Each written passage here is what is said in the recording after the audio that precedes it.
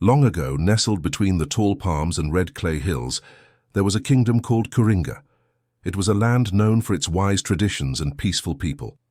For generations, the crown of Kuringa passed from family to family, a sign of unity, fairness, and divine order. But one year something changed, and it all began on the day the people chose Makanjuola as their new king. Makanjuola was not just respected, he was loved. A tall, soft-spoken man with kind eyes and a voice that calmed even the most stubborn hearts. He walked among farmers as one of them, helped elders carry firewood, and shared his yams during planting season. So, when the time came to select a new king, the people of Kuringa lifted his name like a prayer to the heavens. The whole kingdom prepared for the coronation. Women wove fresh aso-oke cloth for the dancers. Drummers practiced from dawn till dusk. Hunters brought wildflowers from the deep forest to decorate the square. Smoke from roasted goat meat curled in the air as children sang and villagers arrived from every corner, eager to witness history. On the morning of the coronation, Makanjuola wore a long royal robe stitched with gold thread. He stood proud, but humble beneath the ancient ogbono tree, where all kings of Kuringa had received their crown for centuries. His eyes sparkled with hope. Behind him, the sacred crown, carved from blackwood and polished with palm oil, rested in the hands of Elder Duma, a man older than time itself, with a voice that creaked like dry leaves. As the drumbeat stopped and silence fell like a blanket over the crowd, Elder Duma lifted the crown high. The people held their breath, but as he brought it down toward Makanjuola's head, a terrible thing happened. Makanjuola's body jerked. His eyes widened, then bulged with pain. He clutched his chest, gasping for air like a fish out of water. Before anyone could move, he dropped to his knees, then collapsed entirely. The crown rolled away into the dust. A scream rose from the crowd, then silence, sharp and cutting. The great Makanjuola was dead. He had not even worn the crown. Women wailed. Men ran forward.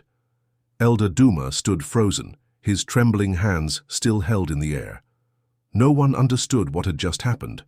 There had been no sickness, no warning. One moment he was standing, the next he was gone. Whispers spread like fire in dry grass. Was this a sign from the gods? Had someone cursed the crown? With heavy hearts and confusion in their eyes, the council gathered that same night. The elders lit their clay lamps and spoke beneath the stars. After hours of sorrowful debate, they decided that the kingdom could not remain without a leader. They must crown a new king, someone from a different family this time, in case misfortune had clung to Makanjuola's bloodline. So they chose Tumoni, a powerful man from the Ijemu clan, known across the land for his strength in battle and discipline in leadership. Tall, muscular, and proud, Tumoni had once wrestled a leopard with his bare hands. He was the type of man people believed could command even storms to settle. Preparations began again. But this time the mood was not joyful. It was quiet, tense. Villagers whispered instead of laughing. Drummers struck their skins with careful beats. The crown was carried as if it were a basket of burning coals. Still, hope remained.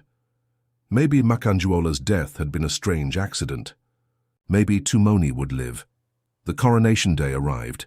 The people gathered once more at the ogbono tree. Elder Duma, now visibly shaken, stood with the crown in both hands. Sweat beaded on his wrinkled forehead as Tumoni stepped forward, confident but watchful. Elder Duma lifted the crown again. His lips moved in prayer, then, slowly, he placed the crown onto Tumoni's head. For a moment, all was still. Then Tumoni's face twisted. He staggered, he gasped. One breath, two breaths, and then fell to the ground, dead, just like Makanjuola. A great cry rose from the crowd. People screamed, some fainted, others ran. The sacred crown dropped from Tumoni's head and rolled once again into the dust. Now the fear was undeniable. The curse was real. Not one, but two kings had fallen before the same crown. The elders called for a sacred council. This time not in the village hall, but at the shrine of Orola hidden deep within the hills. Only those with white hair and deep memories were allowed to speak. At last, Elder Duma said what many feared to believe. "The crown is cursed." Gasps filled the shrine, but no one argued. The only question was why. They needed answers.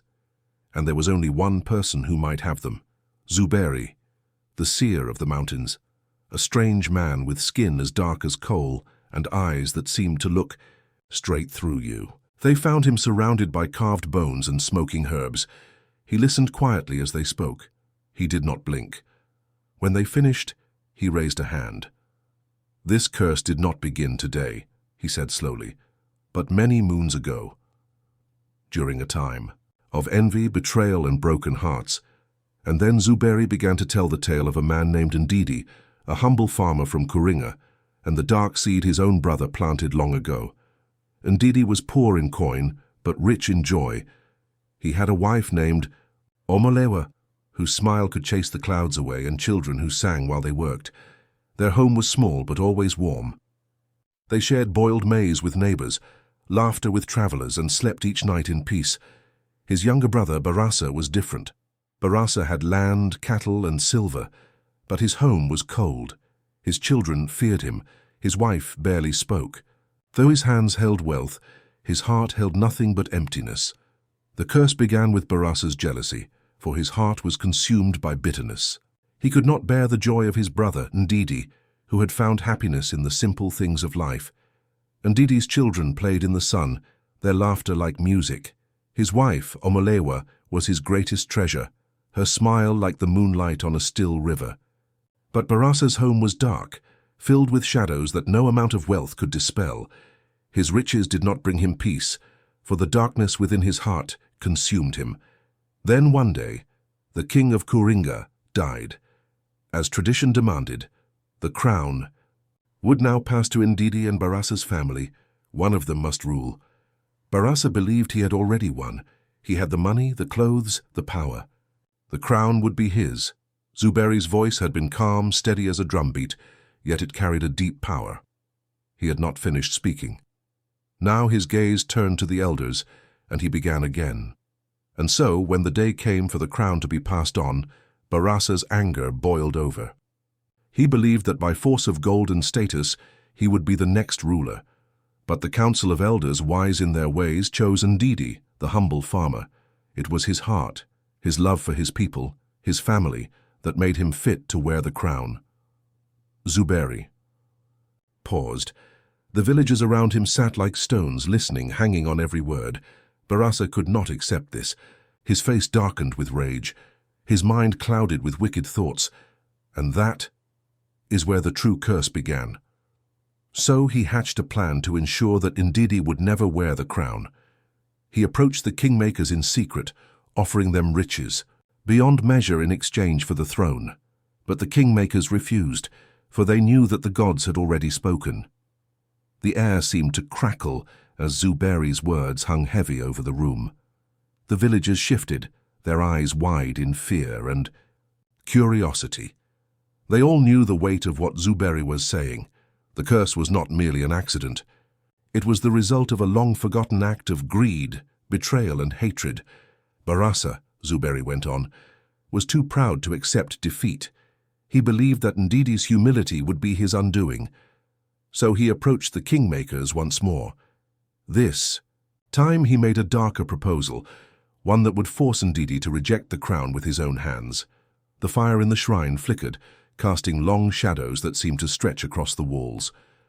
Barasa suggested a test, Zuberi said, softly, a humiliation that would break Ndidi's spirit. He told the kingmakers that on the day of the coronation, Ndidi and his wife Omolewa must strip naked before the people. If they refused, the crown would be passed to someone else. The kingmakers hesitated, but their greed overcame their wisdom. They agreed to Barasa's demand, believing that Ndidi would never endure such shame. Zuberi's voice dropped to a whisper, his eyes gleaming in the dim light.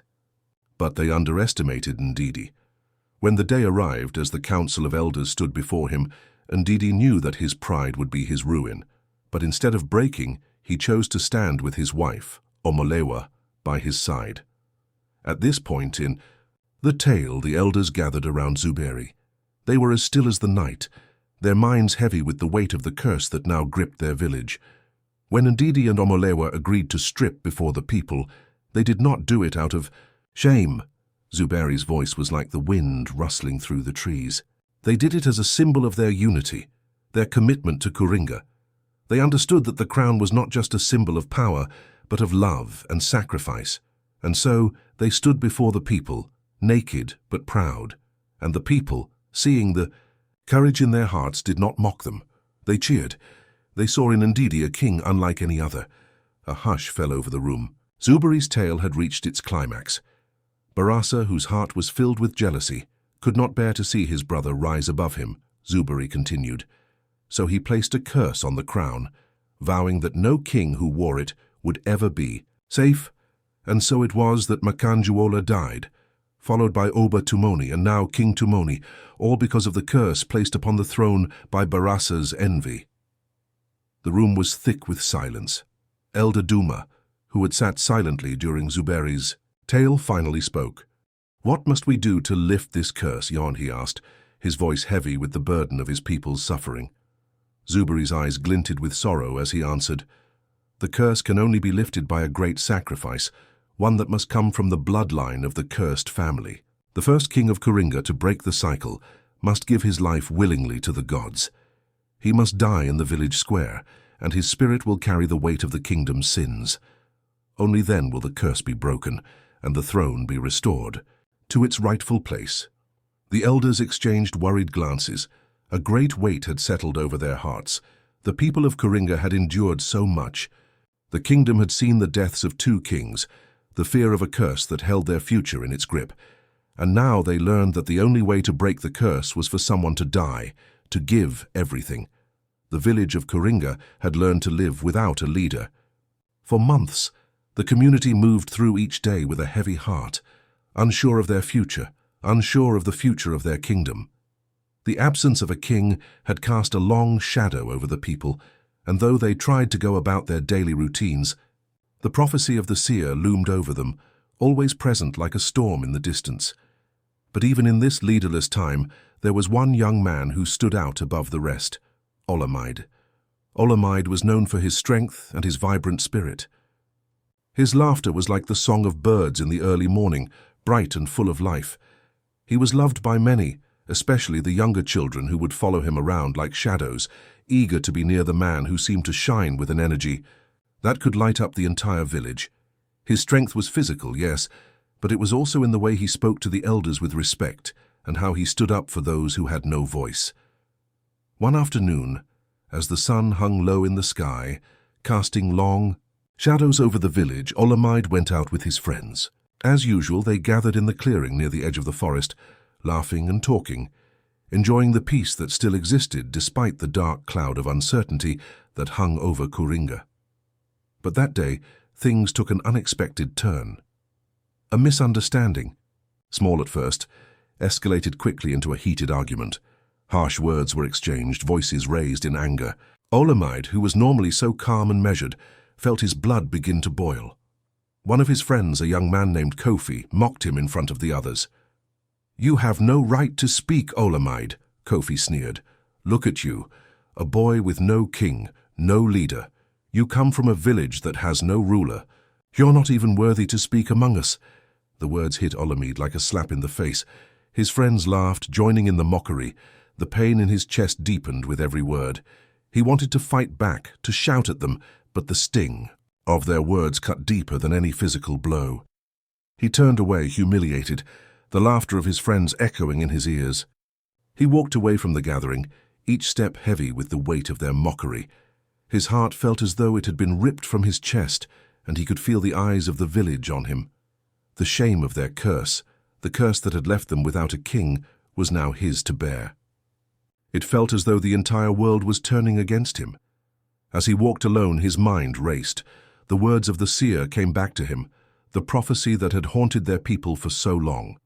The curse would only be lifted when a great sacrifice was made, when someone from the bloodline of the cursed family was willing to pay the price. That night, as Olamide lay in his bed, his mind spun with the weight of his people's suffering. The laughter of his friends was replaced by the faces of his ancestors, proud kings who had once ruled the land with wisdom and strength. The kingdom of Kuringa had once flourished under their leadership, but now they were leaderless, cursed and broken. The truth of their situation became painfully clear to Olamide. He knew what he had to do. It was not just about his own shame, it was about the future of his people. His heart was heavy, and though the thought of it terrified him, he knew he could not run from the responsibility. He could not stand idly by while his kingdom withered. By morning, Olamide had made his decision. He went to the elders of the village, calling them to gather in the village square. His heart pounded in his chest, but his resolve was unshakable. The seer's words echoed in his ears, and he knew that there was no other way. This was the price that must be paid. He would be the one to lift the curse, to restore the kingdom to its rightful place. "I have made my choice," he declared, his voice steady and strong despite the chaos in his heart. "I will pay the price to lift the curse and restore the kingship to Kuringa." A gasp spread through the gathered crowd. His parents, who had followed him to the square, looked on with tears in their eyes, their hearts torn. They understood the gravity of his decision, but it was too much for them to bear.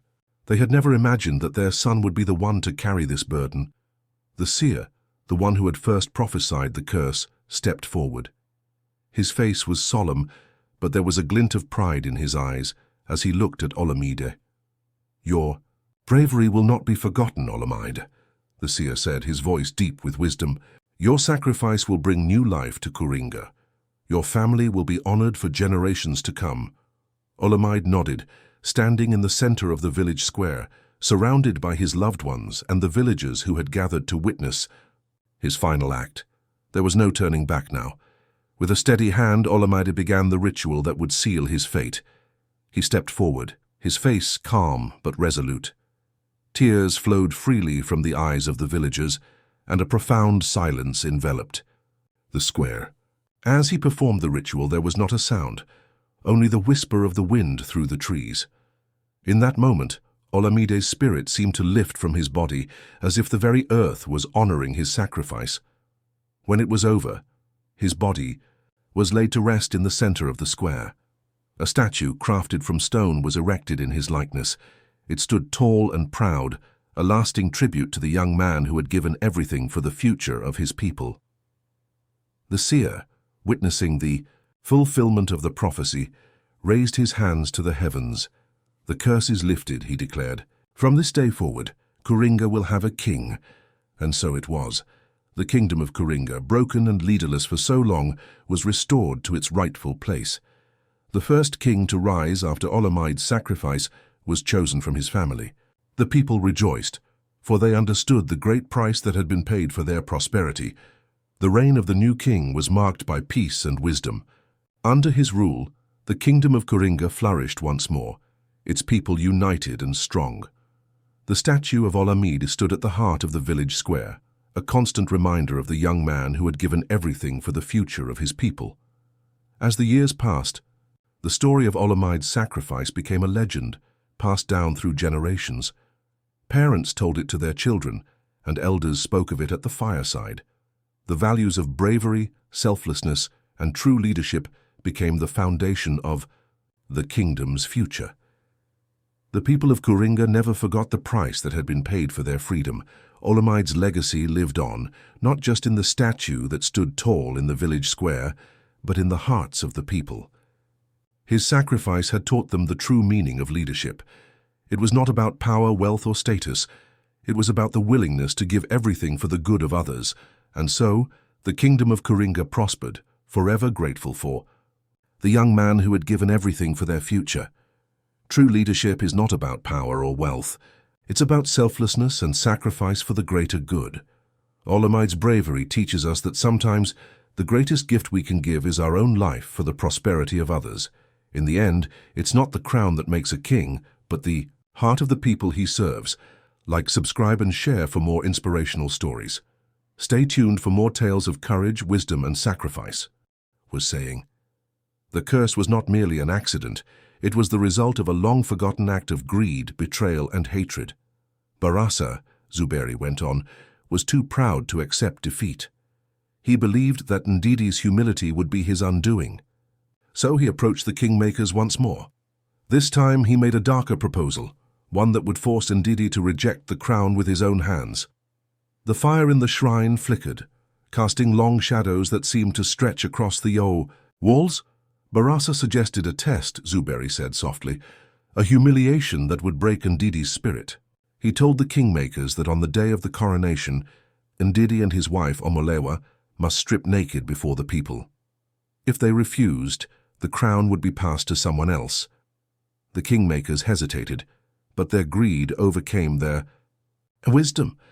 They agreed to Barasa's demand, believing that Ndidi would never endure such shame. Zuberi's voice dropped to a whisper, his eyes gleaming in the dim light. But they underestimated Ndidi. When the day arrived as the council of elders stood before him, Ndidi knew that his pride would be his ruin. But instead of breaking, he chose to stand with his wife, Omolewa, by his side. At this point in the tale, the elders gathered around Zuberi. They were as still as the night, their minds heavy with the weight of the curse that now gripped their village. When Ndidi and Omolewa agreed to strip before the people, they did not do it out of shame. Zuberi's voice was like the wind rustling through the trees. They did it as a symbol of their unity, their commitment to Kuringa. They understood that the crown was not just a symbol of power, but of love and sacrifice. And so they stood before the people, naked but proud. And the people, seeing the courage in their hearts, did not mock them. They cheered. They saw in Ndidi a king unlike any other. A hush fell over the room. Zuberi's tale had reached its climax. Barasa, whose heart was filled with jealousy, could not bear to see his brother rise above him. Zuberi continued. So he placed a curse on the crown, vowing that no king who wore it would ever be safe. And so it was that Makanjuola died, followed by Oba Tumoni, and now King Tumoni, all because of the curse placed upon the throne by Barasa's envy. The room was thick with silence. Elder Duma, who had sat silently during Zuberi's tale, finally spoke.